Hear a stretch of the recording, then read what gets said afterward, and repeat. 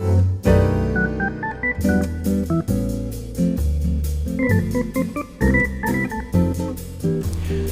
welcome to Better Bachelor. My name is Joker, and tonight we're going to be talking about how you, a not billionaire, a non-popular icon with no health problems, well, even you can't keep a loving wife. So how does Kanye stand a chance? Because he only was a billionaire and a popular icon, but unfortunately had a little bit of health problems, and that was enough of an excuse that Kim Kardashian could walk away. So we're going to talk just a couple minutes on that.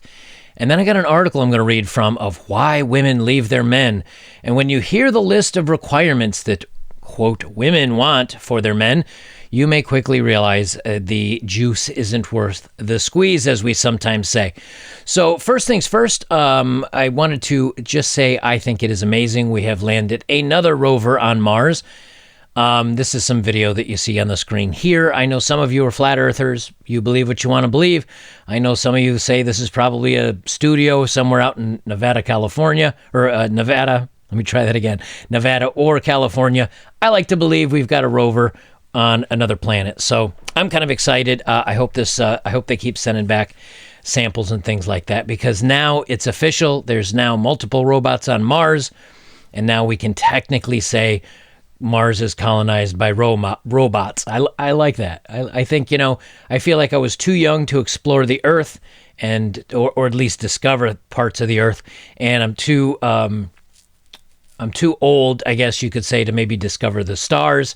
But I can live vicariously through a robot on another planet. So I think that's, every once in a while we got to find some good news to talk about. All right. So this is, I did a video several months ago about Kim Kardashian and Kanye splitting. And, even though the guy's a billionaire, even though he's pretty popular, even though he's a musician, he does have some bipolar disorder or some issues. And he's been known to say some kind of crazy things. But, in his hardest times, it's not like his woman's going to stay with him. She's going to bail while the bailing is good and when she's still relatively young, I guess. But this article here kind of, they say inside Kim Kardashian and Kanye West split, how Kim signaled it was over. And here's the part I wanted to read from this article. Is all the way down at the bottom here. Let's see where I'm. Okay, as we first reported in July, Kardashian knew it was not a good look to file for divorce while her husband was battling a particularly bad and very public bipolar episode. At the time, a source told us, now is not the right time for divorce. They're smart enough to know it's not a good look. She'll pull a show of trying to support him, and then a divorce can happen later. Well, guess what? Kim Kardashian today files for divorce from Kanye West. Now, a lot of women will say, that they want to be proposed to in a very meaningful, amazing way. They want a big wedding. They want to feel like they're special. This dude rented out a stadium for her and has obviously given her a very lavish lifestyle, but it doesn't mean that women are not going to drift away. Kim Kardashian West has filed for divorce from Kanye West. A court clerk for Los Angeles Superior Court confirmed to CNN on Friday. Christy Welder, a representative for Kardashian West, confirmed the divorce filing, but said Kardashian West had no additional comment. CNN has reached out for West for comment. Details from the filings were not immediately available. The two were married in a lavish wedding in Italy in 2014, but they've been living apart. West has reportedly been living in their home in Wyoming, while Kardashian West has stayed in California with their children. It's weird they're not saying Kanye and Kim. They're going West and Kardashian West. I don't know. Kanye famously proposed to Kim by renting out a sports stadium and hiring an orchestra as her family watched from nearby, all of which was documented in the TV show. The whole point is, though, that we're talking about billionaire, very popular, like the guy did a lot for her, at least initially in the relationship. Let me change this camera angle because that light, I know, is right in your guys' face. Let's see if that's better. Yeah. But anyway, the whole point is you got a billionaire, you got a guy that's worth a ton of money, you got a guy that's very popular. He gives her a lavish lifestyle, and he started struggling with bipolar issues, and basically she bailed on him. She says he's a brilliant but complicated person who, on top of the pressures of being an artist and a black man who experienced the painful loss of his mother and has to deal with the pressure and isolation that is heightened by his bipolar disorder, those who are close with Kanye know his heart and understand his words sometimes do not align with his intentions. So basically her quote was, he's got a lot of pressure on him because he's an artist and a black man, and he experienced the painful loss of his mother, and he's got pressure and he feels isolation because of his bipolar issues, and people that know his heart, understand his words, sometimes do not align with his intentions. And so I'm leaving him. She basically admits he's under a lot of stress, a lot of pressure, is very isolated, and to help him with his problem, she's decided to isolate him even more by divorcing him. So the main article I wanted to talk to tonight was about why women leave men. And this was written by Willard F. Harley, Jr., Ph.D., and this is from the Marriage Builders, Building Marriages That Last a Lifetime. And what I want to talk about tonight is I want you to listen to this article, and this is what someone that is a doctor and that does counseling, this is the advice. Number one, I want you to hear how it's men's fault completely why women leave men. Because men are not women's best friends, and men don't listen to women, and they don't connect emotionally to women.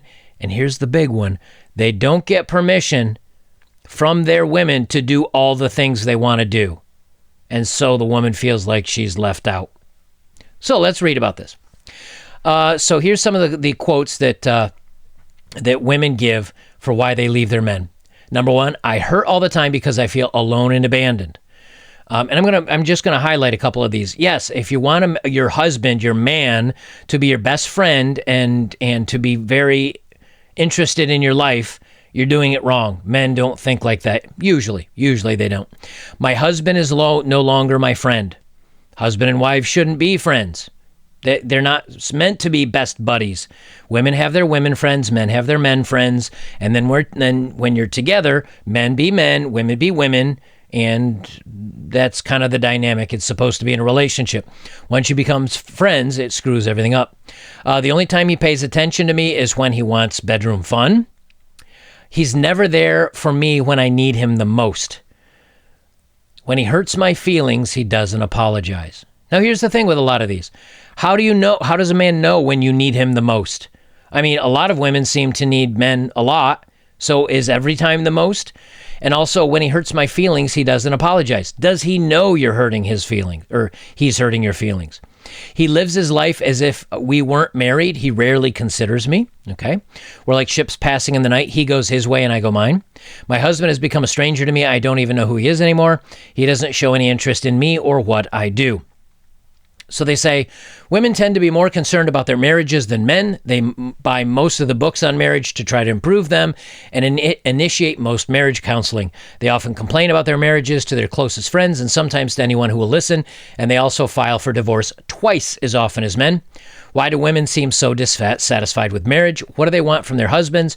What bothers them so much about marriage that most are willing to risk their family's future to escape it?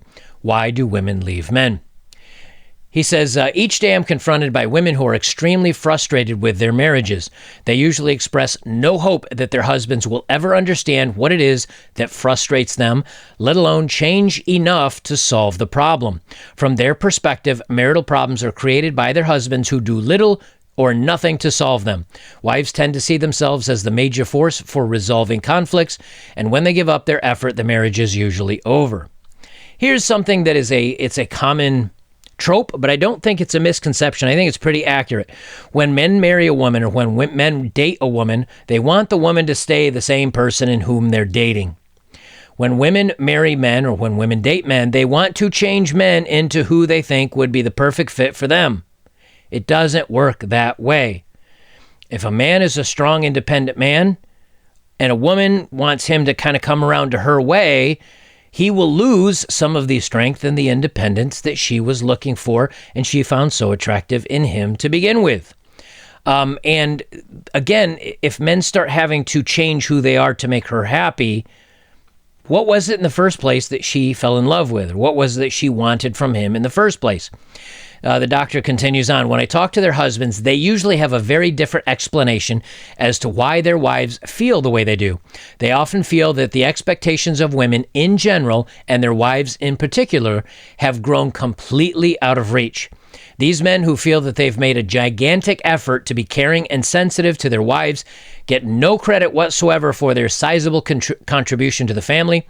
They feel under enormous pressure to improve their financial support, improve the way they raise their children, and improve the way they treat their wives. Many men I see are emotionally exhausted and feel that for all their effort, they get nothing but criticism.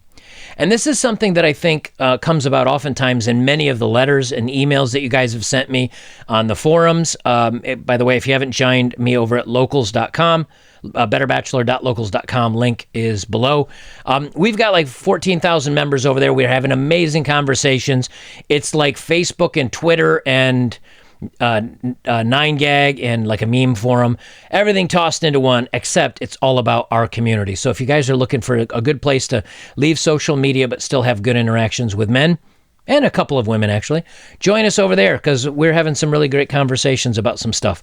But a lot of the people over on the forums over there have contacted me, and they're like, you know something, I feel like I'm doing this and I'm doing this and I'm doing this and I'm doing this. And then all of a sudden, there's something else, and there's something else. And I'm never good enough. I've never done enough to make her happy. There's always a criticism. And eventually, either the guy gets fed up and he says, you know what, I'm never going to be good enough for you. I'm tired of all the criticism, and they bail. Or the woman says he's not changed enough, or he doesn't pay enough attention to me, or he's not doing the things I ask, and the women get tired of it. The truth is that men stay men and women stay women, and never the two shall change. And if a man changes too much to meet a woman's happiness, he's not going to be the woman that he's not going to be the man that she fell in love with. Because women will oftentimes say, like, I want a strong, independent, I don't give an F attitude, masculine man. But then it's also at the same time, well, he doesn't pay attention to my needs. He doesn't listen to me when I have this complaint. He's not there to support me emotionally. Like, you can't have it both ways. And guys are getting very confused, and men are tapping out. He continues on. The simpler role of husbands in decades past has now been replaced with a much more complex and confusing role, especially in their relationship with their wives. Some conclude that women are born to complain and men must ignore it to survive. Others feel that women have to come to expect so much of men that they are impossible to please, so there's no point in even trying. Very few men these days feel that they have learned to become the husbands that their wives have wanted, and the job seems to be getting more and more difficult. So let's look at things in the past. A man, masculine, fixed things, handled the problems, brought home the money, was the backbone of the family. If he had problems, he dealt with it, usually by having a stiff drink after work and maybe being very depressed or having heart failure or health problems later in life. When women had issues, they had their female friends, other housewives that maybe they'd get together with, and they'd talk, and they'd have get-togethers and babysit for each other and have, I don't know, I guess you call it like a baby, well, I don't even know what you call it. When mothers get together and a play date, that's the word. I don't have kids, so I don't know. A play date, and they'd have play date with their other wives in the area, and they'd talk about this stuff. At least that's what I've seen on Mad Men, the TV show. I don't know exactly what it was like, but it wasn't like a man didn't sit there and, sip on an espresso while his wife dumped all her life's problems and wanting to be her best friend and, hey, I got you, baby, like I'm your best friend. Like it wasn't like that. And now men are expected to both be masculine and the backbone of the family and be an alpha male and be strong and be a provider and being rock solid. But at the same time, he should be my best friend and he should listen to my woes at work and all my problems, and he should be supportive of me and he should care about my interests. And it's too much for men. And so men kind of get fried out, and then women are saying, well, he's not the man I wanted. Because a lot of guys either stay too strong, and then the women say, he's abandoning me emotionally, and he's not there for me. Or men capitulate, and they give in, and then women are like, oh, he's such a great guy, but he doesn't give me the tingles anymore, and he's not really masculine and strong, and he's kind of effeminate, and I look at him as a friend. You can't have it both ways, ladies. You got to pick one or the other. He says, grounds for divorce. Men's perceived failure to satisfy their wives is punctuated by the fact that women file for divorce twice as often as men. In other words, their unhappiness with marriage often results in divorce. The most common reason women give for leaving their husbands is mental cruelty. When legal grounds for divorce are stated, about half report they have been emotionally kind of abandoned. But the mental cruelty they describe is really rarely the result of their husband's efforts to drive them crazy. It's usually husbands being indifferent, failing to communicate, and demonstrating other forms of neglect. Now, what does it mean when a man is indifferent? Does it mean that he doesn't care? Not necessarily. It means, yes, he may not care about how you and Becky got in an argument over your tuna salad at lunch. Guys don't care about that. We just don't care. Because men are not social like that. Women are. Men aren't.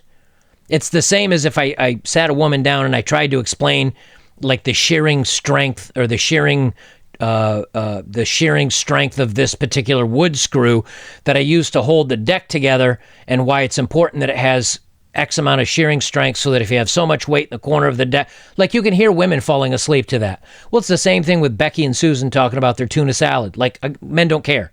So it may seem that men are being indifferent. It's just they don't care. And when it's day after day after day, men tend to tune out. They've got other things on their mind. They actually explain about this in a little bit.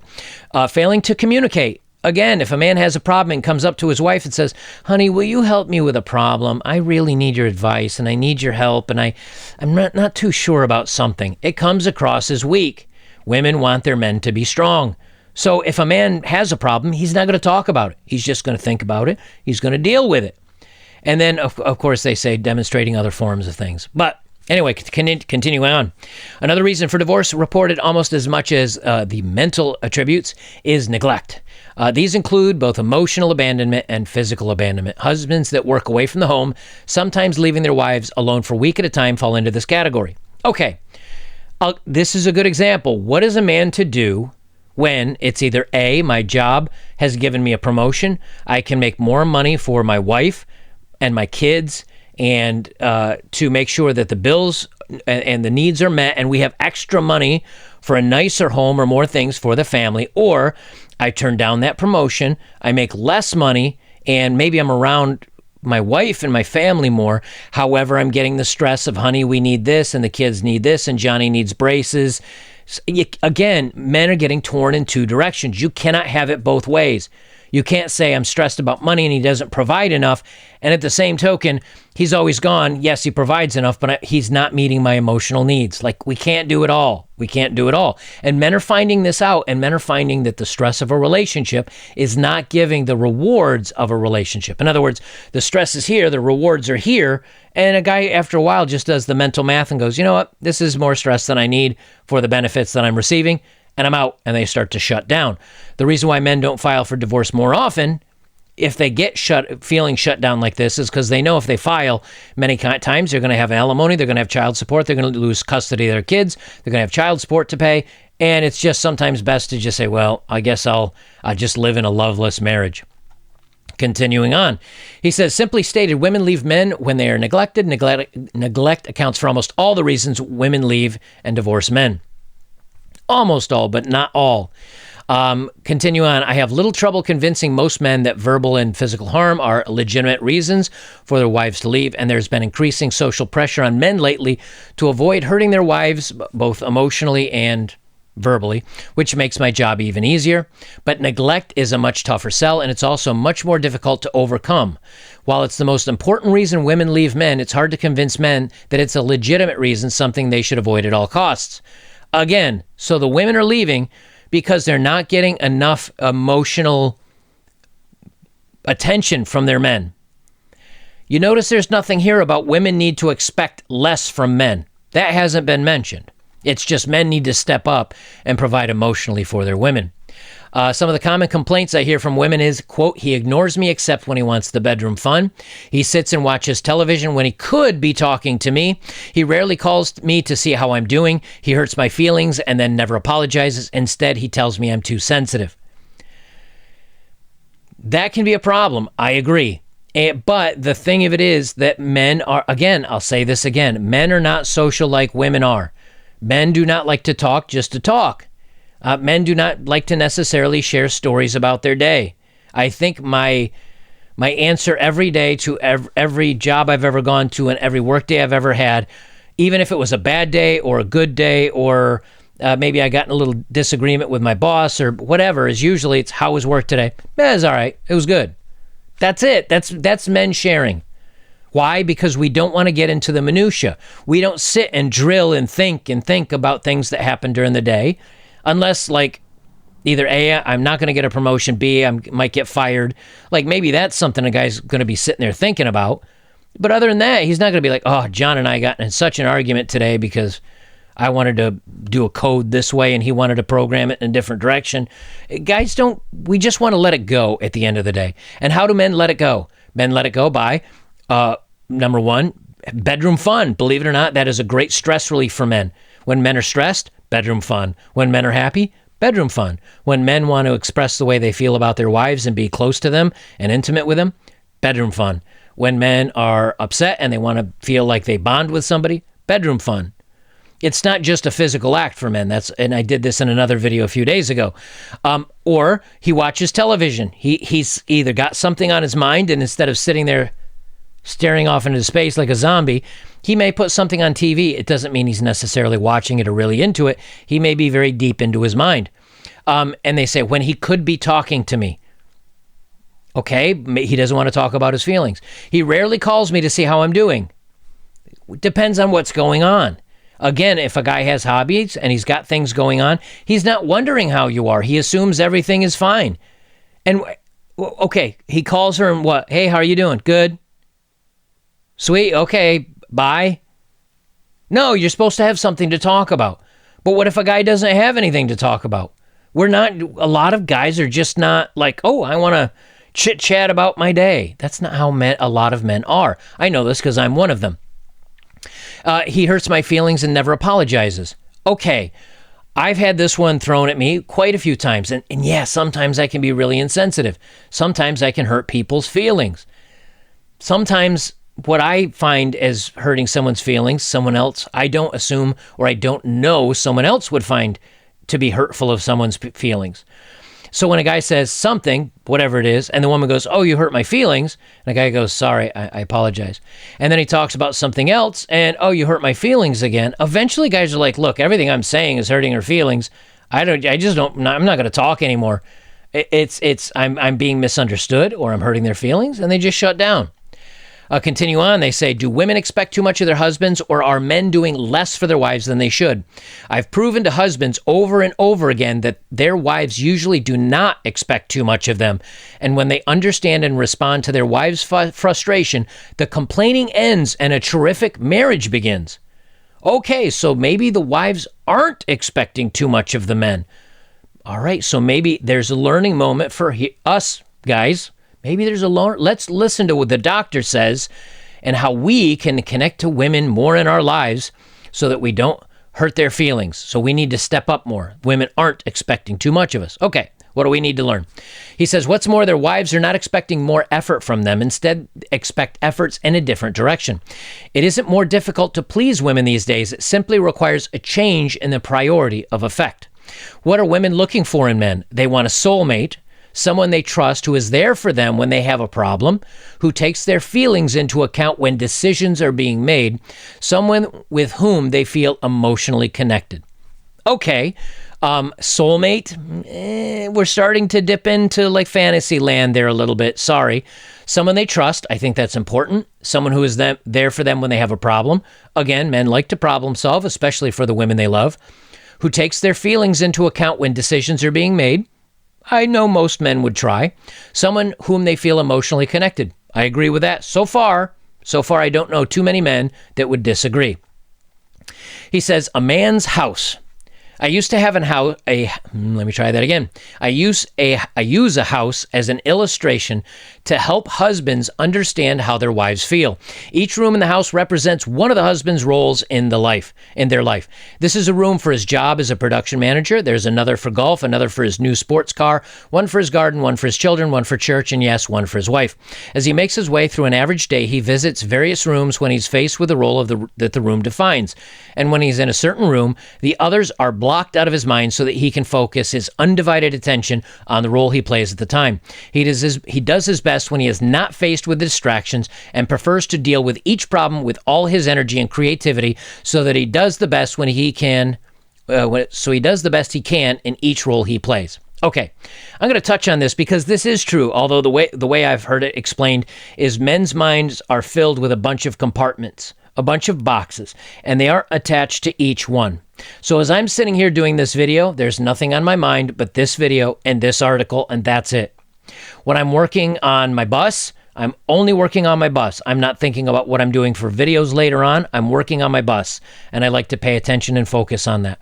When I'm riding motorcycle, I do not, I may let my mind wander a little bit to little things, but 95% of what I'm doing is paying attention to the road, because if you're not paying attention, you can hurt yourself or end yourself by going into a corner too fast or not paying attention.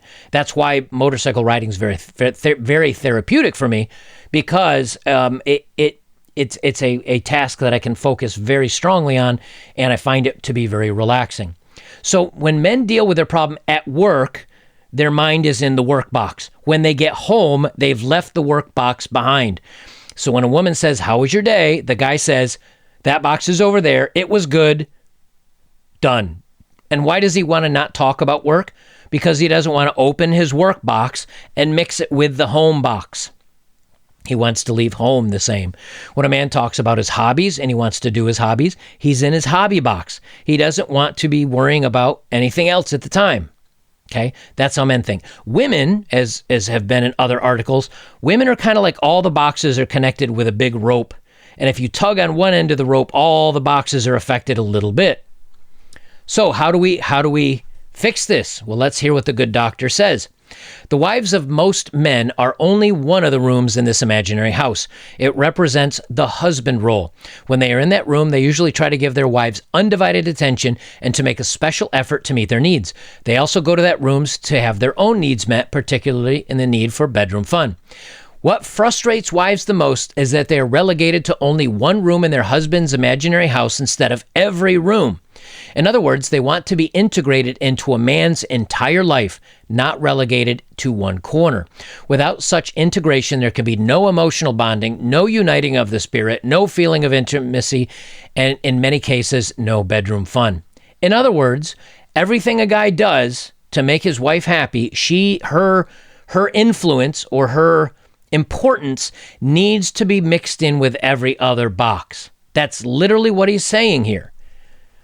To help husbands learn to avoid this unpleasant outcome, I have tried to show them how to become and stay emotionally connected to their wives by inviting them into each room of their house. They learn to become more than the role of husband to their wives. They learn to integrate their wives into every aspect of their lives. Men don't want this. I'll tell you that now. If I'm going to go for a motorcycle ride, now, would I maybe give the wife a ride occasionally if she was into it? Sure. But is it going to be my own solo activity? Yes. Should I have to ask my permission from my wife to go for a motorcycle ride? No, not going to happen. Should my wife ask my permission if she wants to, read a book? No. Why? Maybe that's her hobby. Should she ask me if she wants to cook a favorite meal for her lunch that's only exclusively for her and I will not be eating it, but should she ask my permission before making it? No. Why would she do that? She can just make it. Now, if she's a motorcycle rider and she says, "I'm going out for a motorcycle ride," go ahead. Should she ask me for my permission to ride a motorcycle? No. So why are we supposed to incorporate permissions and our wives or our girlfriends in every case of our lives? That's not keeping the masculine and keeping the feminine sorry, I bumped the mic there. I'm going to have to mute that out. That's not keeping the masculine and the feminine. We need to keep those two energies apart. That's what makes this such a hot mess. If a woman wants to feel important to all, and be listened to and have this big social circle, find other women friends. I mean, you guys are on social media and on Facebook and Twitter and all this other stuff all the time. Go make friends there. Let your man be the strong one. When he wants to be alone or work on a project or fix something around the house or have his hobby, let him do it. He will provide for the family. He will make sure that you get your needs met, that you are important to him.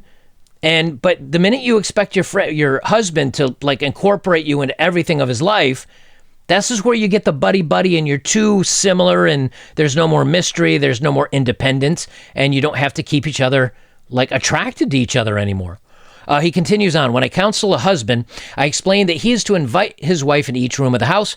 Regardless of his role or responsibility, his wife should be considered in each decision he makes.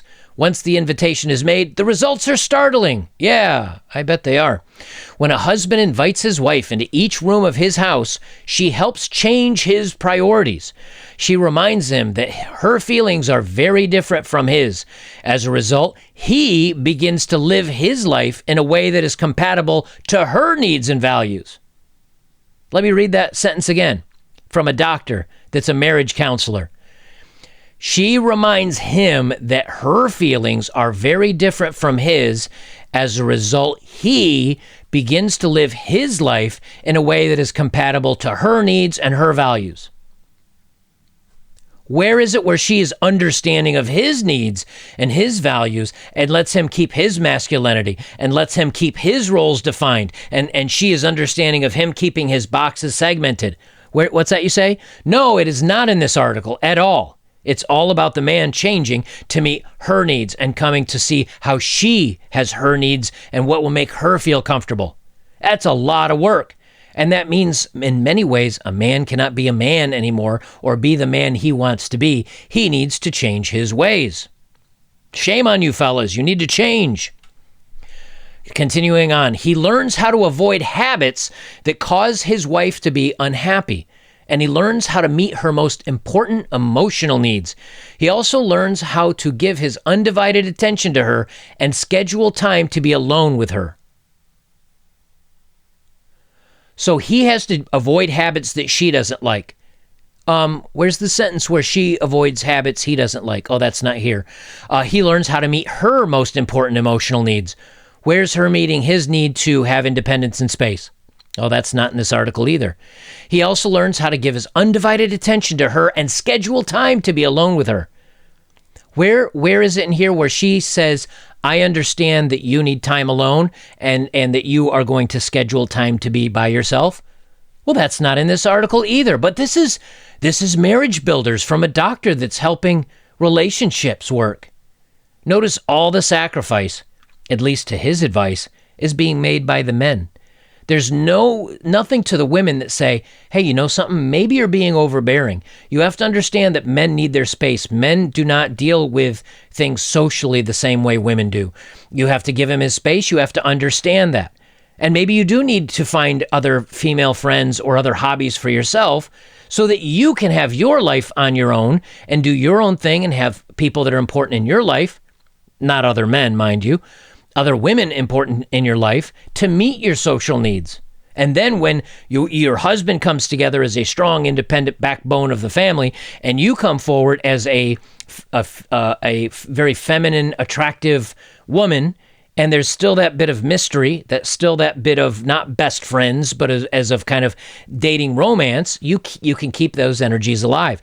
The minute a man's like, oh, baby, whatever you want, and how can I change, and I'll stop doing that habit, and I'll be better for you. He needs to do that, yes, to a point to where they can meet on the same page.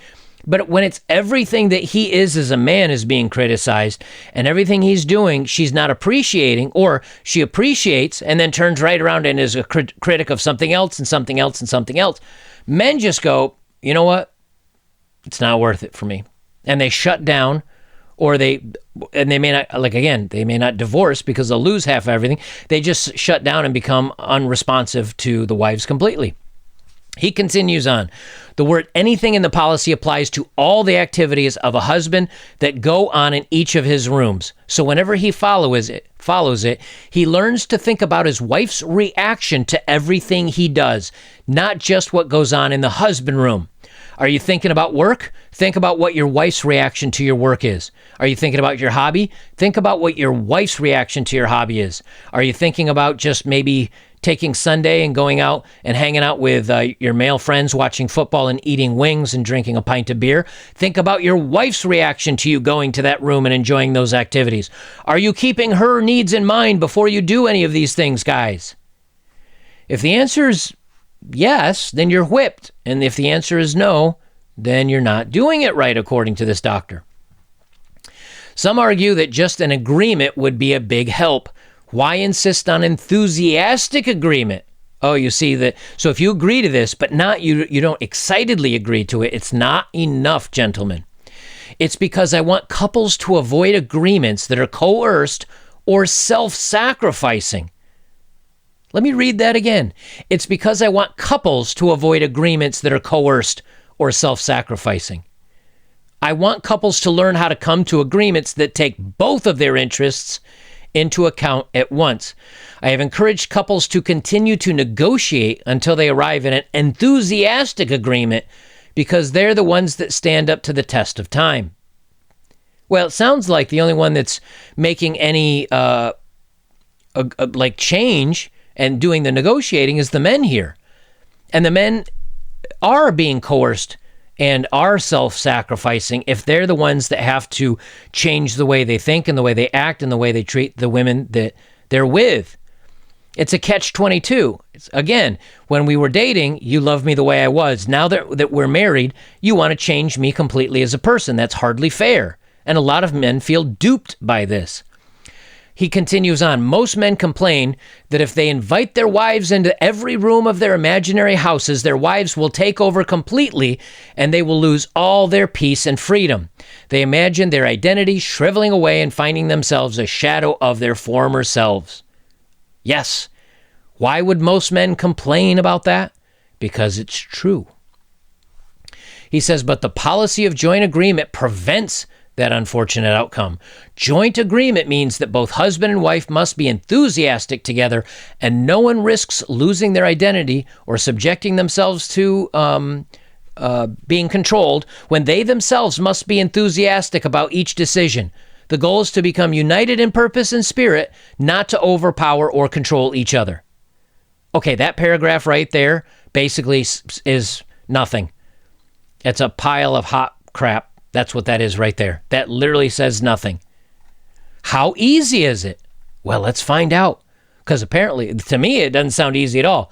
Basically, you want me to give up everything I am as an independent man and basically let her in every room of my, quote, house. Make her involved in everything in my life. Pass. That's a hard pass for me. But let's see how easy it is. Couples that are already emotionally bonded have little or no trouble following this policy because they have already learned how to behave in sensitive and caring ways in each of their lives' roles. But emotionally distant couples have great difficulty with the policy at first. They're accustomed to doing what they please regardless of its effect on each other, especially when they play certain roles. But if they follow the policy for even one day, they begin to see how their thoughtlessness has created emotional distance. Well, this policy so far is a lot about men changing and men adapting to the way women think. And then when you ask how hard it is, and you say, oh, it's very easy to the couples that are emotionally bonded and the men that are already doing this. Well, if the men are already doing it, of course it's easy. The rest of this is just hot garbage. I'm not even going to read the rest of this. Here's the last paragraph, though. If men consider their wives' feelings in each decision they make, asking their wives when there is any uncertainty, they are creating a compatible lifestyle. Every decision you make, gentlemen, you have to consider your wife, and asking your wife if there's any uncertainty will create a compatible lifestyle. Well, what's compatible about it? Well, you meet her on her front. Who cares what you want? It's going to be meeting and joining and understanding what she wants. That's what's a compatible lifestyle. The policy of the joint agreement helps create understanding, emotional bonding, intimacy, and romantic love in marriages. Men that learn to take their wives' feelings into account meet most of their important and emotional needs. They also learn to overcome the selfish habits that make their wives so unhappy because those habits do not meet the standard of mutual agreement. Okay, so you must basically become the way that she wants you to become, and any habit that you have that is that she doesn't like, you must meet her on her side of the fence, or it's not going to work, and she's not going to find you attractive. Is this true? Yes, maybe it is true. Maybe there are things that she says, hey, you know what? I find this unattractive, and I find this unattractive, and I find this, and I don't want you to do them anymore. And then as a man, you have a choice. You can either say, you know what? That's a compromise I'm willing to make to keep her attracted to me and to keep things going along well. That's fine. But when it comes to taking the woman's feelings into everything that you do across your entire life, and you put your wife's needs and feelings and everything first and utmost before anything else in the world, including your own hobbies, you're doing things your own way and having your own personal space, it's doomed to fail. Because that's the same woman that says he's too needy, he talks too much, he's too emotional about stuff, and I'm not attracted to him anymore. It's a catch-22. A woman who doesn't leave the man who's invited her into every room of his house, that's because she doesn't stand outside the room of his house and feels like a stranger. She is welcomed into his entire home as his cherished life partner. Well, there you go, guys. Just change every aspect that makes you a man and follow her lead and meet all her needs, and she'll never leave you, ever. Right. I just could go to Reddit and go to divorce strike or marriage problem. They've got a bunch of, and I can read in there. I've read stories on this channel where it's like, he's a devoted husband. He loves me very much. He meets my every needs. He brings in plenty of money. He's very sensitive to my needs, but I want to leave him. Why? Because I don't find him attractive anymore. Like he's my best friend and he's my life partner and he means everything and I love him very much. I'm just not sexually attracted to him anymore. Why? Because he's not masculine, because he's not strong, because he's not independent, because he's too emotional. Can't have it both ways. I would rather have a short-term relationship with me allowing me to be me and the woman stay a woman and we only work for a period of time versus giving up everything I am as a human being to make a wife happy. Which is kind of what this article sounds like. Now, obviously, there are meeting in the middle. And yes, a woman can say, I want my man to be strong and independent, and I want him to have his free time, and I want him to stay masculine while I embrace the feminine, and I stay like attractive to him, and we both have our independent time, but there's other times where we come and we kind of are together on certain things. Yes, there is that balance. But when an article is written to where guys just need to find everything that she cares about and make sure every need of her emotions is met, and you've got to jump into her world, she may appreciate you for it, and she may even come to respect you for it, but after a while, I just don't see how she will find you attractive anymore. It's a lot of hoops to jump through for a man just to keep the marriage afloat. Because not only does he have the provider and the money and the being strong and being the backbone of the family and being supportive, but now he's also got to do all this other kind of cluing in on the feminine side of the world. Too much work. All right, guys, now it's time for the dating profiles of the day.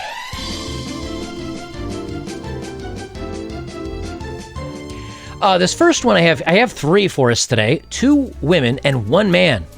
You'll be surprised at the man's dating profile. That one's for you, ladies. All right, first one, she's got blue hair. Warning sign number 1. She says, a bit of a Harry Potter nerd. I'm size 16. No, I don't have a flat stomach. It means I'm fat, overweight, and no, I don't want to F you. Okay, so she's a little bit of a bigger gal. She calls herself fat. Not me. I'm not saying that. There's no pictures of her body, so I don't know. But she's calling herself that, and so she's saying, okay, I'm overweight, I'm a Harry Potter nerd, and I don't want to sleep with you. Next line, I have 3 kids at the age of 30. That might be one of the reasons why she doesn't want to sleep with you. She has all the kids she wants, so she doesn't need you there for that. Looking to steal someone's jumpers. Here's my Instagram. No, I'm not going to send you spicy photos either. Once I'm comfortable with someone, I'm quite loud, chatty, and sarcastic. I don't think I have a filter, and a lot of the time, I'm as surprised by you as what comes out of my mouth. Where are all the men that want a strong, independent woman who wants to feel weak in your arms? No men want strong, independent women. Or the guys that do, The guys that do are not for you, because those men, the weak men will take a, quote, strong independent woman.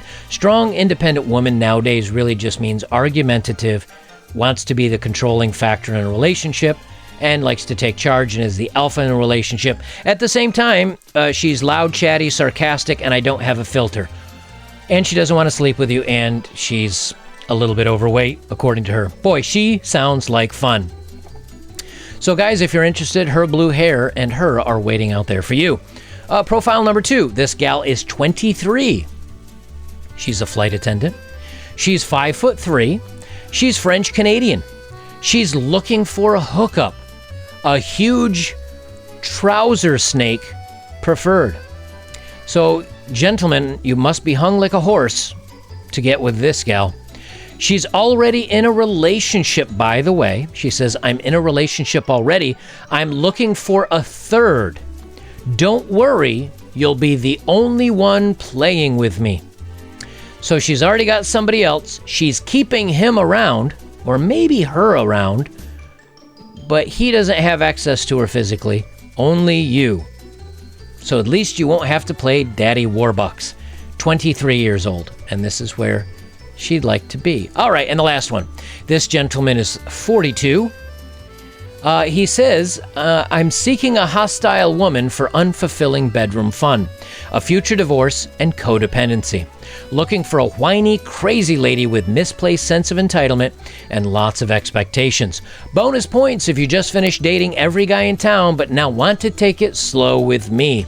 I would be open to an unsatisfying fling, but prefer a long-term, soul-crushing descent into booze and pills.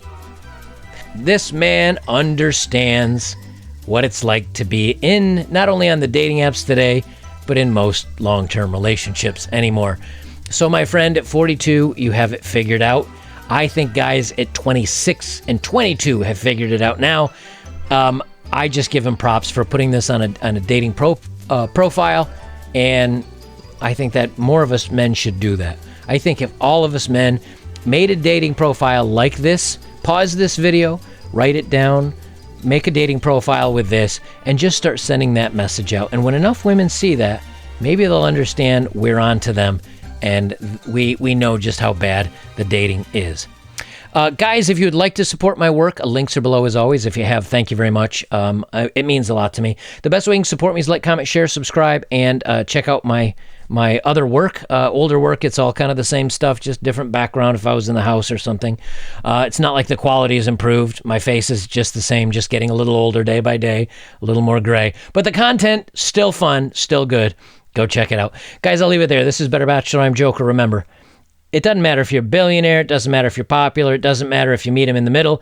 If you're her best friend and you're her soulmate, she's going to get bored of you. If you stay that strong, independent man, it means you have too many bad habits and you're too independent and you're not meeting her needs. It's like lose, lose, lose, lose, lose. No matter what you try, it's just never going to be good enough.